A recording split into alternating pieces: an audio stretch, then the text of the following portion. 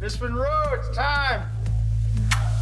The story of Marilyn Monroe has been told time and time again, but Blonde definitely stands out from the crowd. From Ana de Armas's incredible grounded depiction of the star, the unique way it was filmed, to the way they asked Marilyn herself for permission to bring her back to life. Number 1. Stepping into the shoes of Marilyn Monroe is no easy feat. The cast and crew of this movie got this big card and wrote a message to the late Norma Jean, basically asking for her permission to make the film, and left the card on her grave. Ana de Armas didn't take Marilyn's position lightly. She claims they all felt her presence on set. I truly believe that she was very close to us. She was with us. I think she was happy. She would also throw things off the wall sometimes and get mad if she didn't like something. Maybe this sounds very mystical, but it is true. We all felt it. Number 2. It took 9 months to perfect it. Just because it's so iconic and so specific, and English is not my first language. Ana did not shy away from the hard work this film required. Director Andrew Dominik had been preparing for it for over 10 years. He actually asked me, how much time do you think you need? And I was like, well, forever. She had a lot to catch up on. She worked with dialect coaches every day for several hours, watched her films, and was always on YouTube watching anything Marilyn Monroe she could find. Don't abandon me. Number 3. This might not seem like a big deal to some, but I just didn't leave home for 2 months. though painful for her to go through, it was necessary to really sell the character. They even took her to an eyebrow specialist to get them professionally done to mimic Marilyn's brows. Not only that, like shaved the middle of my eyebrows to make them more separate them, like she had. The reason why she didn't leave her house, though, was because her hair was still brunette, so the whole thing just looked incredibly awkward. It was terrifying.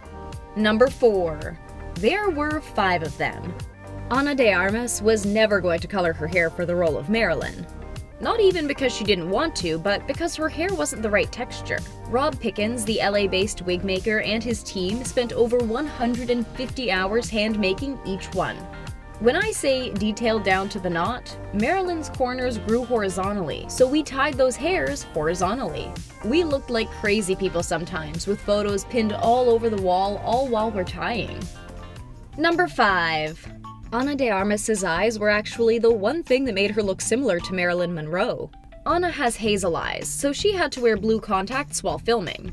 She also had to wear false lashes, but only to weigh her eyes down. Tina Rossler-Kerwin, head of the makeup department, discusses her thought process behind the decision. I used a lot of lashes to weigh the corners of de Armas's eyes down because her eyes are a little bit bigger, but the lashes, if you put enough of them on, it'll change the shape of your eye.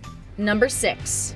To look that much like Marilyn definitely took some time in the makeup chair. That was quite a journey every day. It was about 3 hours to get ready every morning. They relied heavily on their incredible crew to bring Marilyn to life. We have over more than 100 wardrobe changes in the movie, and they're all so beautiful and iconic. It was a challenge every day because the film covers 36 years of Marilyn's life. The crew had to effectively show that time-lapse in her costume, hair, and makeup.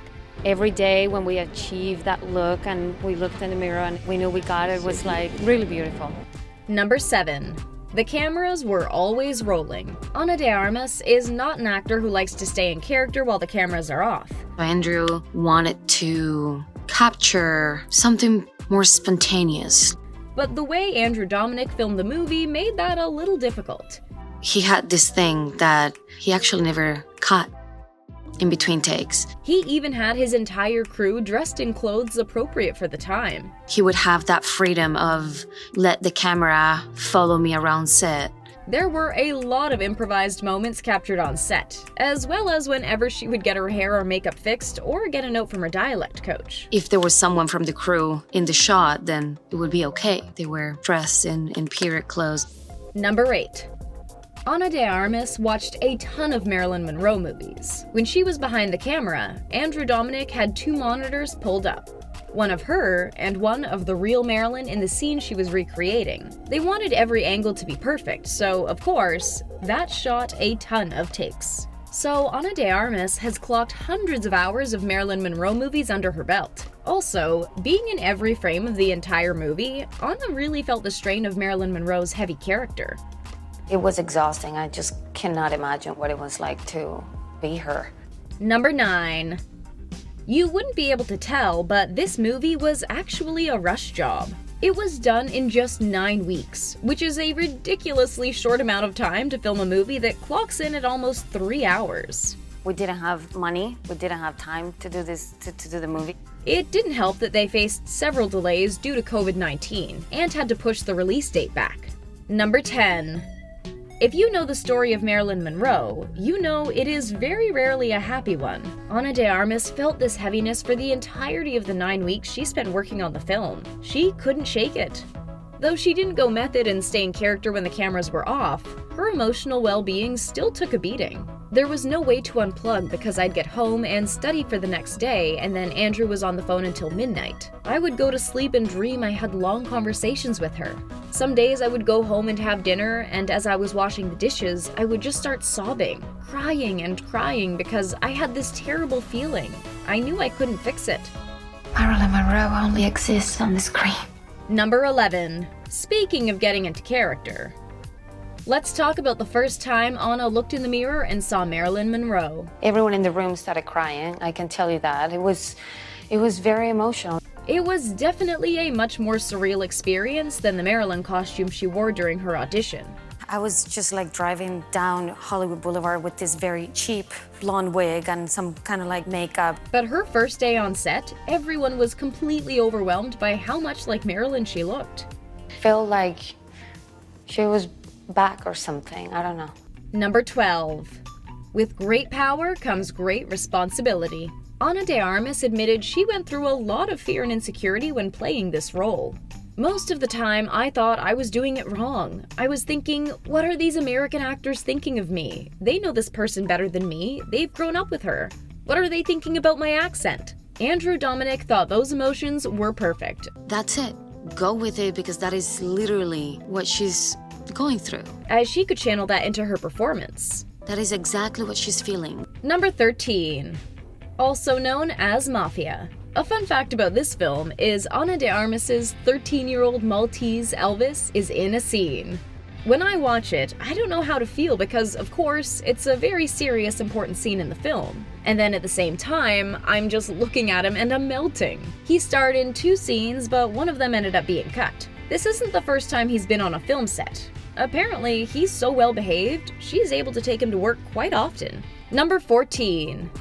Andrew Dominik had to get this movie made. Blonde would never let me go. For years, he would continue to think about the movie and get new ideas for it. Even when Blonde fell apart, I'd still be thinking about Blonde. After 10 years of trying to make it happen, he pushed through all the delays, lack of funding, and even the lack of time, and finally brought it to the big screen. Number 15.